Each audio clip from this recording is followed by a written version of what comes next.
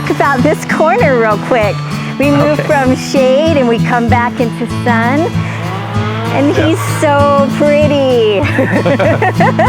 This is another example of using a totally different shape and texture. I mean, imagine if he wasn't here. It'd still be pretty, but this just kind of adds something unexpected and a little bit of a modern flair, dare I say. Yeah. No, and we were kind of looking at it a little bit. I mean, I struggled with what to put here, you know, because I just don't have that much space. So I just ended up just doing this fine line buckthorn because I figured if I did like an evergreen or some sort of conifer, ultimately it was going to get too big and you're already surrounded by all these other huge trees everywhere. I didn't want to box it in too much. And I felt like this tree was already kind of framing the house, plus the one that's up over there, plus these ones. Well, talk to us about the edge of a home real quick. Because whether we mean to or not, I hate edges. We always want to fade hard edges away. Yes. We like this. I mean, I've always liked to soften edges a little bit more. I mean, again, it's very, you know, style specific as well. Again, it would depend on the house a little bit, but like with houses like this one, I like to soften the edges, frame the house because I think the house is so cute. So I want to have something there that kind of draws your attention naturally to, you know, the house, the shape, the color, the textures that are in it, you know, and whatnot. Well, fading fence lines away, fading away any, like even the straight of the house. If that was just bare or it had just one color across, it actually helps set the home up, gives it a lot more curb appeal. When you can soften the edges and bring the focus to those aspects of the home that are beautiful, which I always love to highlight a front door, because we want that entry to be welcoming. We don't want to cover windows if we can help it. Correct. And you didn't cover the beautiful stone on this chimney. Nope.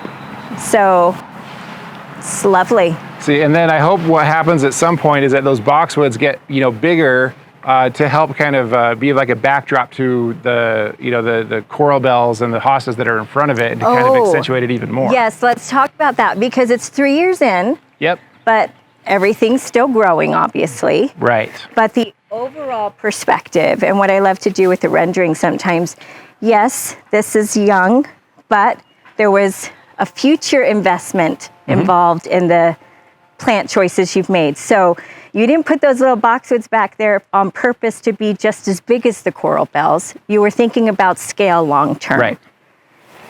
Yep, and that's why I put the boxwoods here in the front as well, because I wanted to leave it up to the homeowner of exactly how prominent they wanted the boxwoods to be, because, you know, we're in an area of the Salt Lake Valley where boxwoods are very prominent. I mean, they're used all the time over here. All the time. You know, so I wanted to give them the option of either, you know, going with the style of the houses around here, or setting them apart and do something a little bit different with the color as well. So, you know, they can allow them to kind of grow in. I mean, these will get, if they just let them go, they'll probably get around like, you know, 3 feet tall. Right. You know, and again, they can hedge them however they want. And they've kind of talked about maybe adding some more in here just to make it, you know, grow in together a little bit faster. But, you know, it's just, it can give you that same type of like formal element, but at the same time, we can still keep it like a little bit wild. What's nice for me is no matter which angle you're looking at this center strip, you can keep the boxwoods shorter than the roses. Yep. So they can still be the star of this show. So what's great about the boxwoods is they're easily controlled. And the homeowner does. They have a lot of flexibility with that.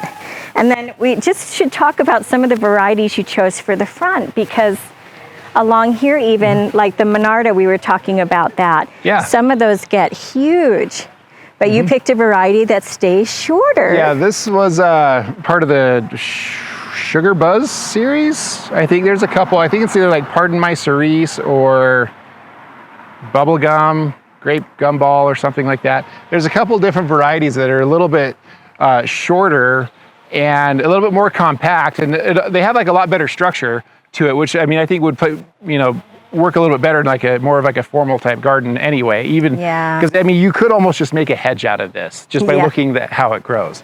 Yeah. You know, and then when they flower, I mean you've seen Monarda flowers. I mean they're so pretty. It's honestly one of my favorites, along with these delphiniums. But we'll get to those. We'll get to those. But yeah, and then we should talk about the Nepeta. The Catmint. Because This is such a strong performer anywhere. I mean, it is such a hardy plant. It's bee friendly, it's a punch of color, and I can't even tell, but it's maybe like 2 plants?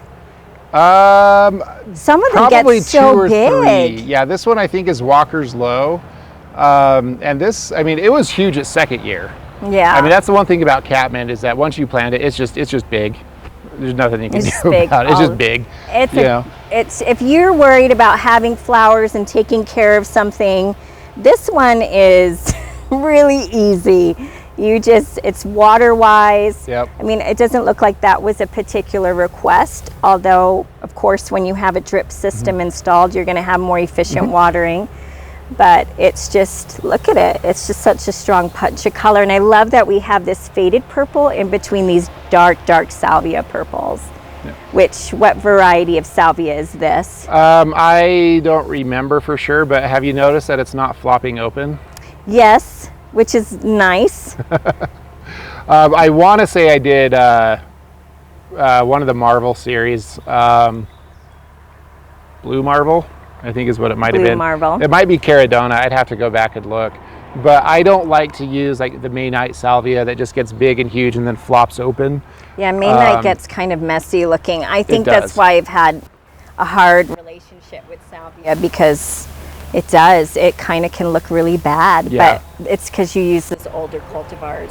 And the newer ones are a lot better because, I mean, everybody knows the problem. Like the plant breeders know the problems with salvia. And so, you know, you've got companies like Proven Winners, you know, and probably like Terra Nova is probably working on some stuff. Monrovia, they're always working on different varieties of things to, you know, for a better performance. And so this one I've actually really liked. I mean, there's been no flopping at all. And then we have to come back when the lucifers go. Oh yeah. Those I just love that plant really so pretty. much. So, and then the trees here, we decided to do some crab apples through here. We ended up using a variety called Showtime, which is my favorite crab apple because they have so many flowers. It is probably the most floriferous flowering tree that I've ever seen in my life. Like, it is absolutely incredible. You can't even see like the leaves underneath it or the stem. It's just covered in flowers. It's so profuse. Yeah. And then on the very end over here, we ended up using phantom hydrangeas because I just needed something to get big. Because we're trying to use more of like a natural fence line, something that hopefully will outcompete some of the aspen runners that'll be kind of popping in over there, which that's a little unfortunate. Yeah, that part's kind of rough, but it is what it is. So, but I just wanted like a wall of color right there, especially late in the season. Fence line away, Cameron. Yes, I am. I love it. And I love the style of this fence. I don't know if you had any input on that, but definitely goes along with the theme of the garden very well. They had already, we talked about the fence a little bit. I didn't tell them exactly which one to do, but I was like, you need to get like picket fence. Yeah. Yeah, and the fact that it's not just a bright white, it really helps to let the plants do the talking, because sometimes you can do something too loud. Like, I love a dark soil underneath plants because it's kind of the same thing. That dark background just lets all those colors pop. Yep. So going more neutral on the fence was a really good call, I think.